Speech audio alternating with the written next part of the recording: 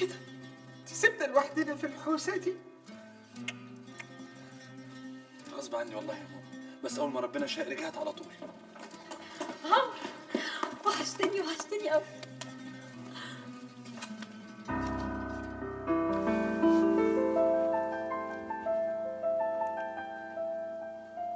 الحمد لله على السلامة.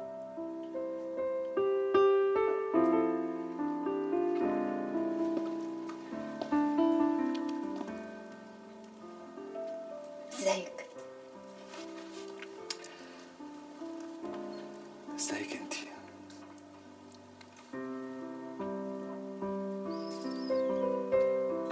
عم عمرو مامونة، الله الحمد لله على السلامة. الله يسلمك. واحدة كبيرة هنا.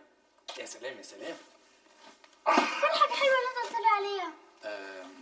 روحي لعمو عارف وهاتي منه كل الحاجات الحلوة اللي نفسك فيها. كل حاجة؟ كل حاجة. يا سلام. دي حلاوة رجوع عمرو.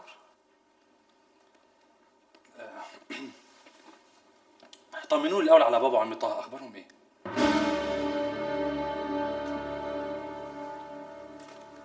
بابا جراله حاجة؟ الله أعلم. يعني إيه؟ انا هحكي لك على كل حاجه. خالد يا خالد، انت رجعت هنا تاني؟ الواد عوض بيقول على البطل بتاعكوا رجع تاني. ابويا رجع؟ لا يا اخي، اخوك عمرو.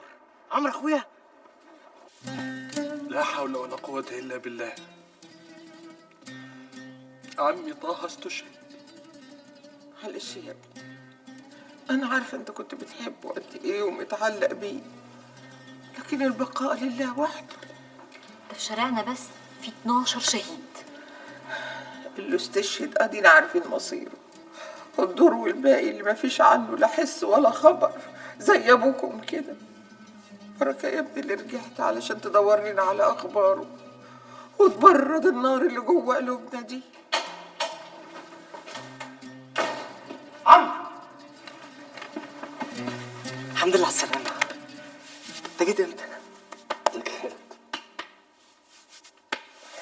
وحشني قوي، عايزك تقعد معايا تحكي لي على كل اللي عملته. ماشي يلا، خش أنت غير هدومك وتشطف وأحكي لك كل حاجة دلوقتي. انت كمان يا عمرو محتاج تغير هدومك وتريح شوية. ارتاح إيه بس يا ما؟ يعني انت لسه جاي من السفر واكيد تعبان. ومين هيقدر يرتاح في الظروف اللي بتمر فيها البلد دي؟ ماما أنا هروح أزور مرات عمي وأعزيها، روح يا ابني، دواك. ولما أرجع عايز أبص على شوية حاجات من حاجات بابا.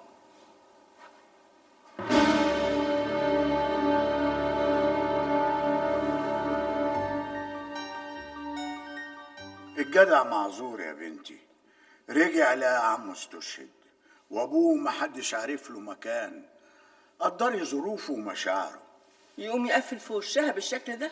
هو مش مقفل في وشها بس، ده مقفل في وش الدنيا كلها. اللي حصل ده كان صدمة بالنسبة لشباب البلد ومش ليه لوحده. انا مش زعلانة منه، بالعكس انا زعلانة عليه. عمري ما شفته متضايق ومقهوزة المرة دي. هو اللي حصل ده شوية عليه يا بنتي. بس يا اخويا ما يكسرش خاطر البنت بالشكل ده. مش قصده يا ماما، اكيد ما كانش قصده، بالعكس عمرو حنين وطيب، عمره ما زعل حد. اتيتموا يا عمرو، بنات عمك اتيتموا بدري بدري وسابهم لي صغيرين. كل شيء نصيب. ملحقتش اجيب له الواد اللي نفسه فيه، الواد اللي يشيل اسمه وياخد بطاره من اللي قتلوه، بس طول عمره كان بيعتبرك ابنه اللي ما خلفهوش. كان بيحبك قوي يا عمرو اكتر من بناته. الله يرحمه. مش عارفه الغلابه دول هيعملوا ايه من بعديه. ما تقلقيش يا مرات عمي، طول ما انا عايش ما تقلقيش. يعني هتقدر تعمل ايه؟ هعمل كل اللي هقدر اعمله. ايه هو اللي هتقدر تعمله؟ هتقدر ترجع لهم ابوهم اللي راح؟ هترجع لهم الحب والحنيه اللي خسروها بقيه العمر؟ هترجع ايه ولا ايه ولا ايه؟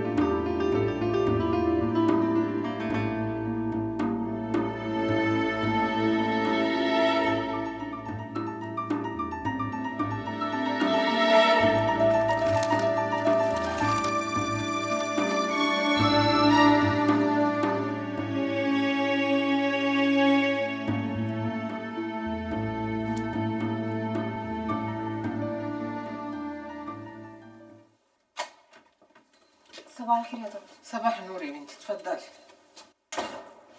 مفيش اخبار جديده؟ ابدا، ادينا اهو قاعده لوحدي بتابع الاخبار من التلفزيون للراديو زي غيري. طب وقاعده لوحدك ليه؟ امال هم راحوا فين؟ عزة نزلت تشتري شويه حاجات من السوق، نزولها اليومين دول كتر وبقت تتاخر عن زمان، وخالد صايع زي عوايده. طب وعمرو؟ عمرو كان سهران طول الليل عمال يقلب في حاجه والده، واول ما النهار شقشق لبس هدومه وخرج. راح فين؟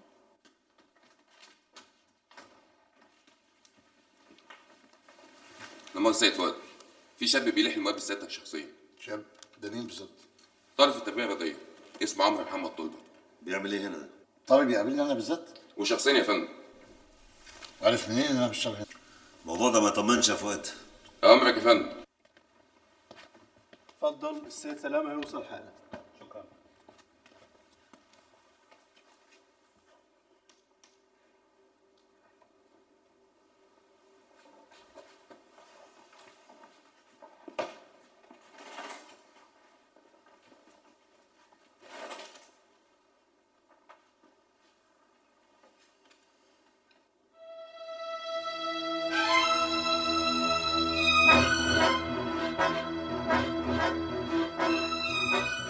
عجيبة، شايف بيبص لنا ازاي؟ ما انت عارف يا حسن انه مستحيل يشوفنا من مكانه. انا عارف، انا قصدي اقول لك يعني بص على النظر اللي في عينيه. ايوه، ولد ذكي ولماح، طالع لابوه. انت تعرف ابوه؟ يعني تقريبا. تقريبا ايه؟ ما هو يا تعرفها ما تعرفوش. يا سيدي يا خبر النهارده بفلوس. فؤاد، في ايه في مخك بالظبط؟ بعدين يا حسن بعدين. دلوقتي السيد سلامة لازم يقابل المواطن ده، وده حقه. اهلا يا عمرو. اهلا وسهلا. اهلا وسهلا، اتفضل. انا سلامة، مسؤول الاتصال بالمدنيين هنا. اهلا وسهلا. طلباتك يا عمرو؟ الحقيقه كنت عايز اقابل فؤاد بيه جبريل. مين قال لك ان فؤاد جبريل بيشتغل هنا؟ عقلي. يعني ايه؟ يعني لما فتحت اجنده التليفونات بتاعت والدي كان مكتوب قدام اسم كل واحد وظيفته ما عدا فؤاد جبريل. ده معناه ايه؟ معناه ان فؤاد بيه جبريل بيشتغل في مجال والدي ما يقدرش يكتبه، علشان كده ساب خانه الوظيفه فاضيه. ما شاء الله، انت ابن سيادة اللواء محمد طلبة، ما شاء الله. مظبوط يا فندم، والحقيقه انا كنت جاي عايز اعرف اي معلومات عنه. ليه ما افترضتش ان عدم كتابة الوظيفة ان فؤاد جبريل ده صديق والدك الروح بالروح، عشان كده ما كانش فيه مبرر ان يكتب وظيفته؟ الحقيقه ما كانش فيه صديق قريب لوالدي اكتر من عمي طه الله يرحمه، واللي برضه والدي كان كاتب وظيفته في اجندته. برضه في احتمال تكون غلطان. مفيش. انت واثق للدرجة دي؟ والدي اخباره ايه؟ سليم ولا مصاب؟ عايش؟ الحقيقة يا عمرو ما اعرفش. يعني ايه؟ يعني ما عندناش معلومات كاملة، احنا بنحاول نستكمل المعلومات بكل الطرق. بقى ده كلام ده؟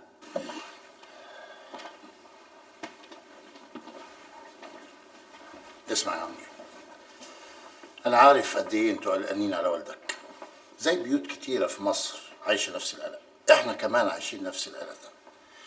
اوعدك اول ما توصلنا معلومات هبلغك بيها فورا. ده املنا الاخير بعد ربنا سبحانه وتعالى. اسمع يا عمرو، لو عوزت اي حاجة ما تترددش، تعالى لي فورا.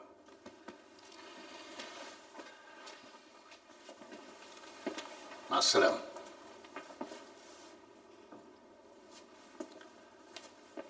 متشكر يا فؤاد بيه. اصل الحقيقه والدي متعود يكتب الاسامي في ظهر الصور وبالترتيب كمان. مع السلامة يا عمرو.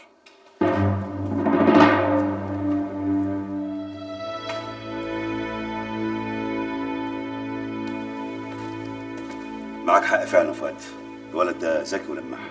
دهب يا حسن. يا فندم، بعد السنين دي كلها اقدر اعرف الدهب اول ما اشوفه. الولد ده يا حسن دهب، دهب حقيقي.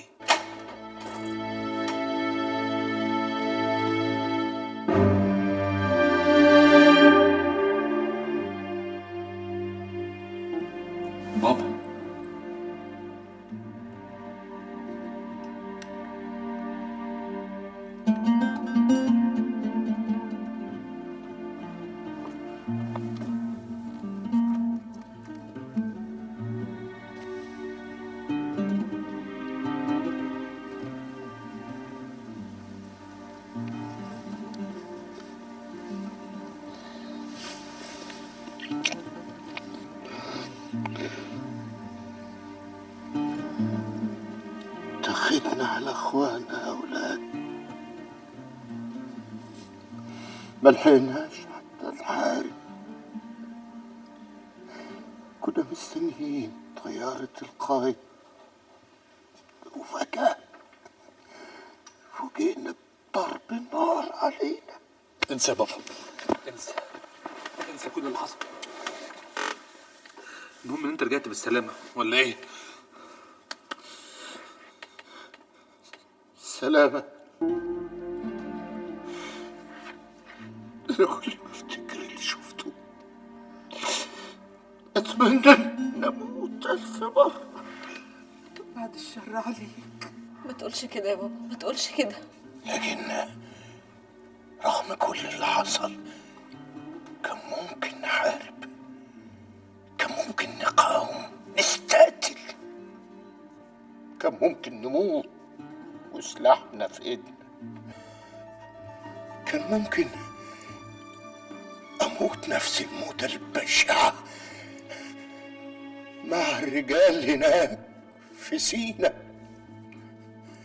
لولا فريق من البدو انقذني وساعدني للوصول للقناة، للرجوع لهنا. الحمد لله على سلامتك. الإسرائيليين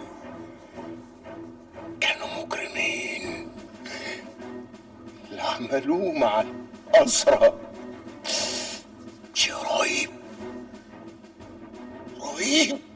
كارثة، مصيبة، لازم نفوق منها عشان ناخد بطارنا. طار والدك؟ طار البلد كلها يا مها. اهدى بس يا عمر، ما تعملش في نفسك كده.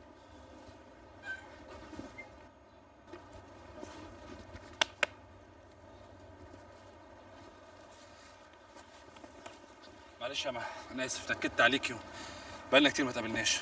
انت حبيبي اللي عمري ما زعل منك.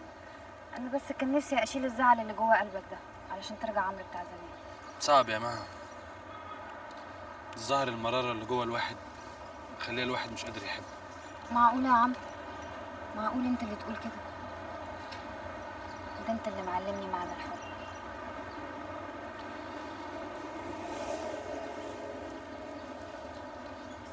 تفتكري الواحد ممكن يحب ويضحك في الظروف اللي احنا فيها دي؟ عبد الحليم قالها حاجة، لو كان الدمع يجيني كنت ابكي العمر عليه. ده ايه بقى الحكمة دي؟ ايوه اضحك كده، ضحكتك وحشتني قوي. أشكرك على التهنئة الرقيقة دي سوناتا. لا طبعا مش ممكن أنسى إنك أنت أول شخص يبلغني بالمنصب الجديد. حفلة إيه؟ لا طبعا لازم أحضرها. هتلاقيني موجود في الميعاد. حاضر، وهايدي كمان. شالوم. بالمناسبة هايدي فين؟ خرجت جنرال. لوحدها؟ هي رفضت ان حد يخرج معاها جنرال. مفيش حاجة اسمها رفضت. الموقف دلوقتي ما عادش زي زمان، ما بقتش مجرد بنت جنرال عادي من جنرالات إسرائيل. المنصب الجديد هيبقى له أعداء كتار، والمفروض إن هايدي تلتزم بإجراءات الأمن الجديدة. أوامرك جنرال. من النهاردة أنت مسؤول عن أمن وسلامة هايدي. أوامرك جنرال، لكن ده معناه إني معناه إنك أنت هتبقى معايا في المنصب الجديد. المهم دلوقتي هايدي.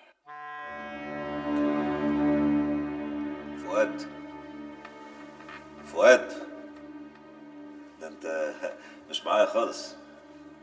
معلش يا حسن، سرحت منك شويه. لا انت سرحت خالص. عموما انا نصحتك اكتر من مره، انت جاي على نفسك زيادة عن اللزوم، لازم تستريح عشان تركيزك ما يقلش. قول لي يا حسن، تفتكر ايه اهم حاجه في عمليه الزرع الجديده اللي بنفكر فيها؟ والله يا سيدي اهم حاجه في عمليه الزرع الجديده اللي بنفكر فيها انها تكون مبتكره ومختلفه عن اللي قبلها تماما، عشان تخدع الإسرائيليين بشكل كامل. مبتكرة؟ ودي تيجي ازاي دي؟ ما هو مبتكرة دي مش هتيجي إلا لما، بقول لك إيه، اللي إحنا اتعلمناه إن الواحد لما يجي ياخد قرارات ضخمة لازم يكون ذهنه صافي، وأنت بقى بصراحة مقصر في حق نفسك اليومين دول. لا يا حسن، مش نفسي بس اللي انا مقصر في حقها. بصراحة يا فندم انا مقصر مع سعادتك كتير، كان لازم اجي اهني من اول يوم، بس حضرتك عارف الظروف.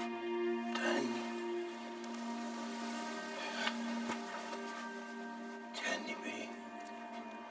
برجوع سيادتك بالسلامة. هي دي تبقى سلامة بعد كل اللي حصل لنا واللي شفناه؟ تبقى سلامة؟ غمة وتعدي سعادتك. دي كارثة يا فؤاد، كابوس. ده شيء لو شفته بعينيك مش ممكن تقدر تنساه أبدا. مش لازم ننساه يا فندم، لكن لازم نتجاوزه. غلط اننا نقف عند اللحظة دي ونتصور انها نهاية العالم. هي كده بالنسبة لي بعد تاريخي ده كله. أنا شفت الهزيمة والعار بعينيا. هزيمة يمكن، لكن عار لا. العار هو اننا نستسلم، وده اللي عايزه مننا العدو، اننا ننهزم من جوانا من اعماقنا. يا فندم، الشعب اللي ينهزم عسكريا ممكن يصحى ويقوم تاني وينتصر، لكن لو انهزم معنويا مش ممكن تقوم له قومة تاني ابدا. معقول يا فندم انا هقول لساعتك الكلام ده؟ احنا اتعلمنا الحاجات دي كلها على ايدين حضرتك. أيوة كانت أيام وما زالت. مادام لسه عايشين هنعبر الهزيمة ونتجاوزها، وهنقوم وهنقف على رجلينا من تاني. الجيش ضاع يا فؤاد. كل شيء يتبني من جديد يا فندم، حتى البني آدم. حتى البني آدم. الشاي يا عمو. ما شاء الله ما شاء الله. دي بنت سيادتك الكبيرة يا فندم؟ لا، الوسطانية. خالد بعدها وعمرو قبلها. بس انا بقى سكرت البيت زي ما بيقول بابا. طبعا طبعا، البنت بتدي طعم تاني للبيت خالص. بسم الله ما شاء الله. طبعا اذنكم. امال خالد فين يا فندم؟ خالد ما بيحبش قعدة البيت خالص، دايما بره. وعمرو خرج يقابل اصحابه. عمرو ده ولد كويس جدا يا فندم، ربنا يبارك لك فيه ويخليه لك. انت تعرفه؟ طبعا يا فندم، واخد بالي منه قوي.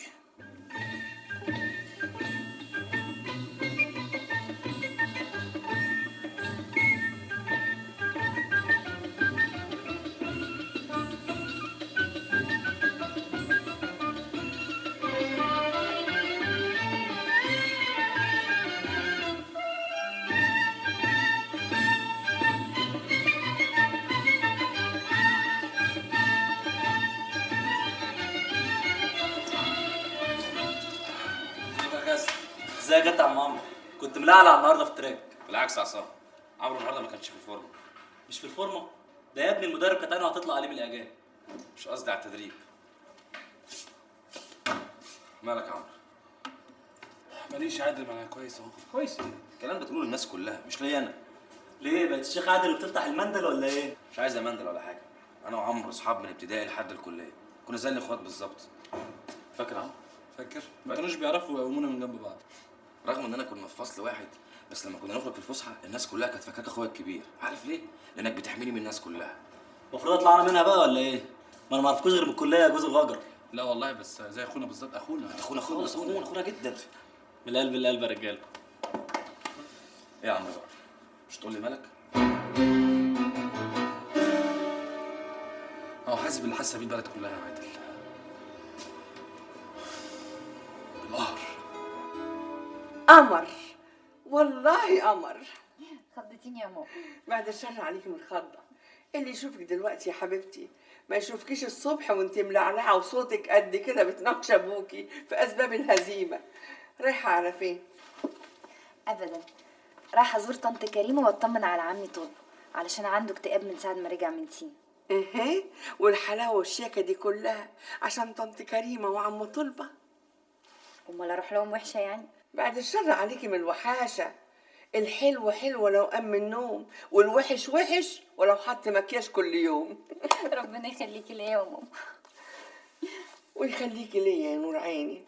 عموما زمان عمرو رجع البيت.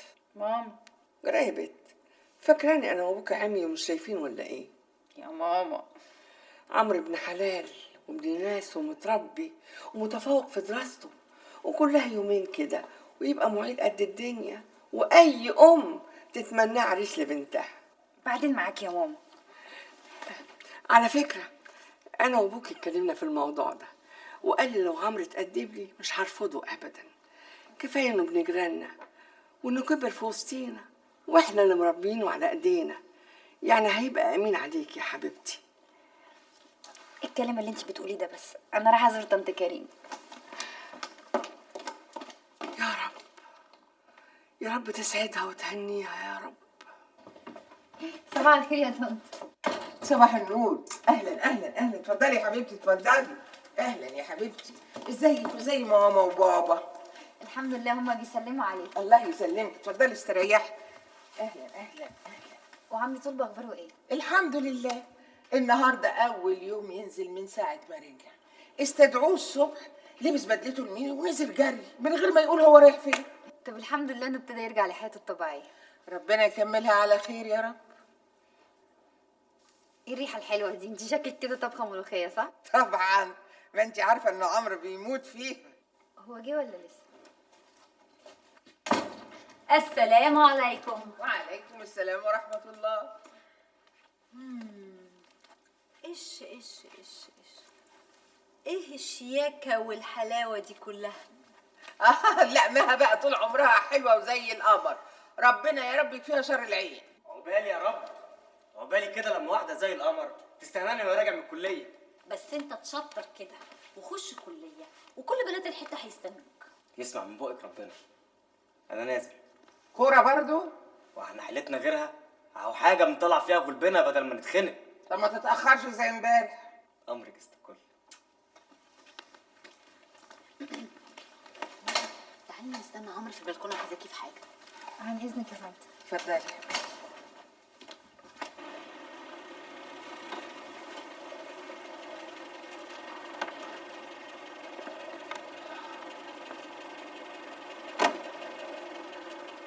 وبعدين بقى شايف ولا دي اول مره يا معلم. ما هو بيشغلها وبتشغله وبتشاوره في الطلعه وفي النازله، وما خبئ كان اعظم.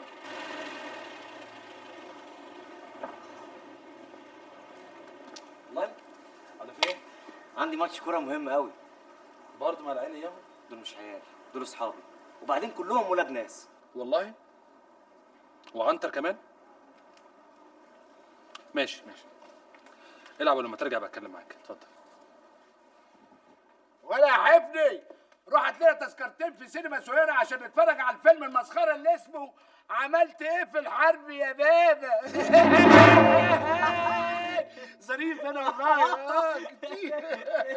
تصدق ان انت عايز تتقدم بجد؟ انت تقدمني انا؟ ده انا اقدمك وادمي اللي اتشدت لك. الحقني يا حبني. انا سامع سعادتك كويس. طب اهدى بس، في ايه؟ عمرو ماله عمرو؟ دي جريمه يا سعاده الباشا.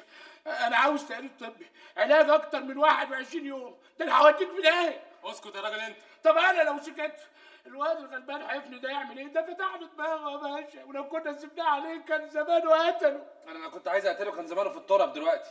مفيش داعي للاسلوب ده سيادتك. انا كنت في حاله دفاع عن النفس والشارع كله يشهد بكده. الواد ده رفع عليا مطوه. وانا رفعت عليك ايه؟ لبيسه جزم؟ انت قلت ادبك. شايف يا سعاده الباشا؟ سامع؟ اهو سب علني كمان. واحد من دور عيالي بيقل ادبه عليا يا سعاده الباشا، بيقول عليا انا قليل ادب. يرضيك كده يا سعاده الباشا؟ قلت لك اسكت. تقول عندك شهود ان دي حاله دفاع عن النفس. الشارع كله يشهد سيادتك. احنا كمان عندنا شهود يا سعاده الباشا في الشارع. الشارع اللي كان نظيف قبل ما تحطوا رجلكم فيه. شاهد يا باشا، سب عجمي اهو. يعني الموضوع لو اتحول للنيابه تقدر تثبت؟ ايه النيابه ليه يا سعاده الباشا؟ ده انا جاي هتحفني عشان نعمل بس محضر عدم تعدي بس. القانون كده، اي نزاع بين المواطنين المفروض يتحول للنيابه. الحقني، ايه رايك في النيابه؟ ابوس رجلك يا معلمي، بلاش موضوع النيابه ده، انا ما عايز بطاقه. ما تشوف بقول لك ايه، نتنازل احسن. انا عشان انا مش ضامن الشهود بصراحه. ها نبتدي الاجراءات؟ لا لا لا لا لا يا سعاده الباشا، احنا خلاص هنتنازل وعوضنا على الله. سيادتك انا بتهمهم بمحاوله الاعتداء عليا بسلاح ابيض وعندي شهود. شايف يا سعاده الباشا، احنا بنتنازل بسماع الدبس وسعادته لا. خلاص ما دام مفيش بلاغ مش عايز اشوفكم هنا تاني، مفهوم؟ مفهوم. ان شاء الله يا رب. مع السلامه. سلام عليكم. مع السلامه. ربنا على الظالم. مالك يا عمرو؟ سيادتك انا مش فاهم حاجه. معلش انا عارف ان احنا ما اتبعناش الاجراءات السليمه، بس الحقيقه انا بنفذ الاوامر. اوامر مين؟ غلط يا عمرو، اللي عملته غلط مهما كانت المبررات، اللي عملته غلط. يا فندم الراجل ده استفزني، قاعد يتريق على والدي. انت فقدت اعصابك وهجمت عليه واعتبرته درس عملي في الدفاع عن النفس. واللي حصل بقى يا ريت ما يحصلش تاني. اضعف خصم ممكن تواجهه هو اللي بيفقد اعصابه، بعديها بيفقد اتزانه وعقله. الخصم اللي من النوع ده لازم تستفزه عشان يغلط، بعديها تتمكن منه تضربه في مقتل. غلطتك يا عمرو انك كنت الخصم السهل ده، فقدت اعصابك وتهورت وهجمت عليه، كان ممكن يضيع مستقبلك. يعني اسكت يا فندم لما يقعد يتريق ويقول لي على فيلم مسخره عملت ايه في الحرب يا بابا؟ هو فعلا في فيلم بالاسم ده في دور العرض؟ معقوله؟ انا ما كنتش متصور. عملت ايه في الحرب يا بابا؟ ودي غلطه تانية، انك اتحركت بسرعه من غير ما يكون عندك معلومات كافيه. وبعدين يا اخي مش كل حاجه تتحل بالقوه والعنف، في حاجات كتير قوي بتتحل ده بالعقل. انا واثق طبعا يا فندم، بس كان جوايا غضب محتاج افرغه باي طريقه. انا حاسس بيك وبالشباب اللي في سنك، بس في طريقه تانية ممكن تفرغ فيها انفعالاتك. اعمل ايه يعني يا فؤاد بيه؟ اسكت على اللي حصل؟ مش هعرف. انا عايز اعمل حاجه يا فؤاد بيه، عايز اعمل حاجه لبلدنا. طب يا عمرو روح انت دلوقتي وهنتناقش بعدين.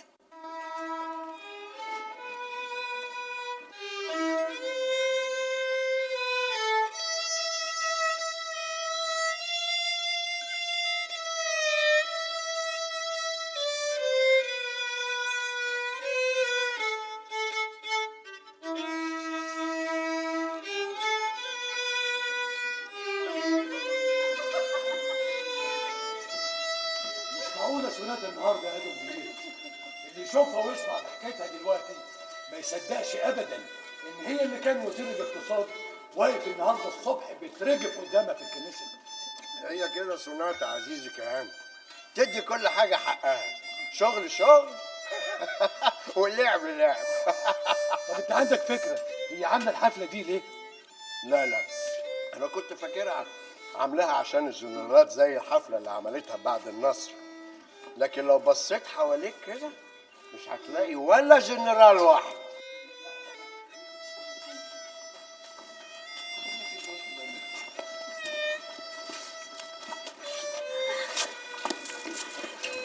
جنرال هاير، ايه ده اتاخرتوا قوي، شغلتوني عليكم. انا اقدر اتاخر على سوناتا الجميله؟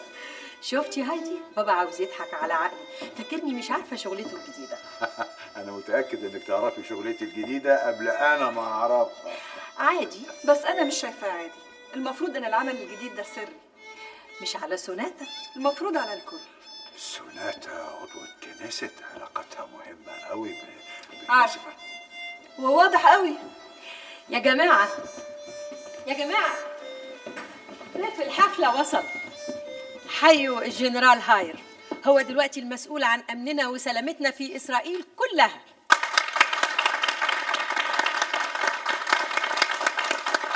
أحالوني للاستداع. يا سبحان الله، يعني ما تجيش غير عليك انت؟ وليه؟ ده انت طول عمرك ملفك نظيف وزي الفل. في الظروف دي يا عمرو يا ابني ما بتفرقش، لأن الحالة لسه متوترة ومحدش عارف مين معاه ومين عليه. يمكن افتكروني من رجالة المشير، أو بيغيروا كل الطقم القديم، الله أعلم. ده أنا بيتهيألي إنهم هيحاكموني كمان. يحاكموك؟ ويحاكموك ليه؟ هو أنت كنت مسؤول عن الهزيمة؟ ما الهزيمة دايما كده يا عمرو يا ابني، محدش عايز يعترف بيها ويشيل عارها، ومن دلوقتي كل واحد بقى هيدور على كبش فدا عشان يشيل المشكلة. وأنا بقى واللي زي كبش فدا؟ لا طبعا، إن شاء الله مش هتوصل للدرجة دي يا بابا، إن شاء الله. الله أعلم. روق روق يا سيادة اللواء، أزمة وتعدي، محدش عارف الأيام مخبيانا إيه، مش يمكن كل خير. بمناسبة الخير، اللي حصل النهاردة خلانا استعجل موضوع كده كنت مأجله لغاية عمرو ما يتخرج. موضوع ايه؟ خطوبة ايه بس يا سي كريمة واحنا في الظروف دي؟ ده وقته برضه، ده مفيش أحسن من الوقت ده. خلينا بقى ننسى الهم ونفرح لنا شوية، ولا هنستنى بقى متولي واللي معاه يفضلوا كده يلقحوا علينا كلام في الرايحة والجاية؟ على قولك يا سي كريمة، بس بقول يعني عشان موضوع سيادة اللواء. بالعكس يا طنط، ده بابا هو اللي اقترح. والله ما انا عارفه اقول لكم ايه. طب وانت تقولي ليه؟ هو انت اللي هتتجوزي؟ ايه رايك يا عروسه؟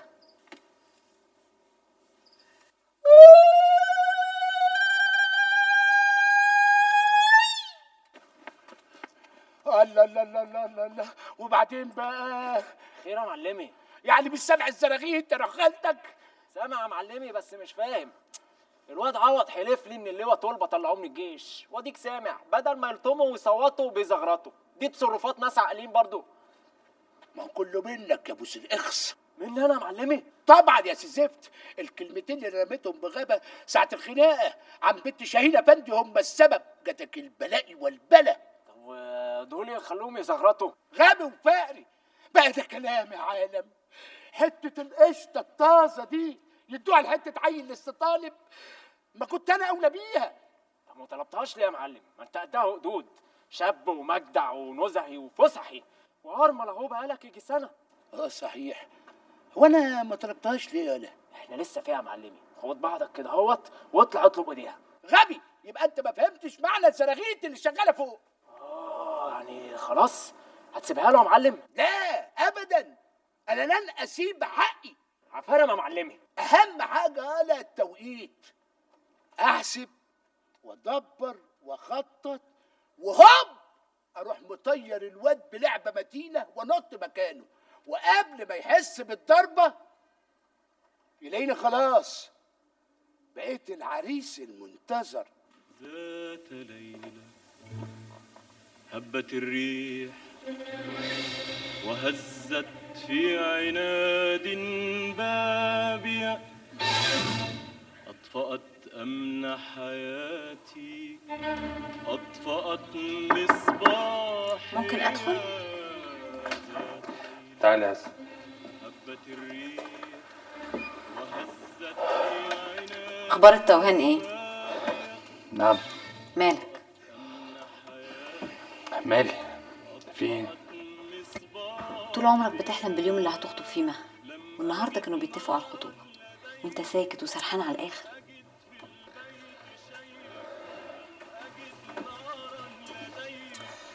بالعكس، ما انا فرحان جدا. عليا انا برضو، حتى مها اخدت بالها وما شالتش عينيها من عليك، كلها حيره وفيها 100 سؤال.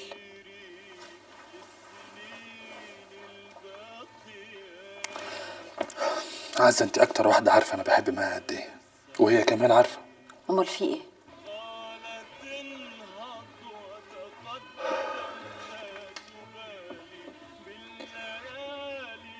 يمكن انا اليومين دول مشغول بحب اكبر. حب اكبر؟ أكبر بكتير.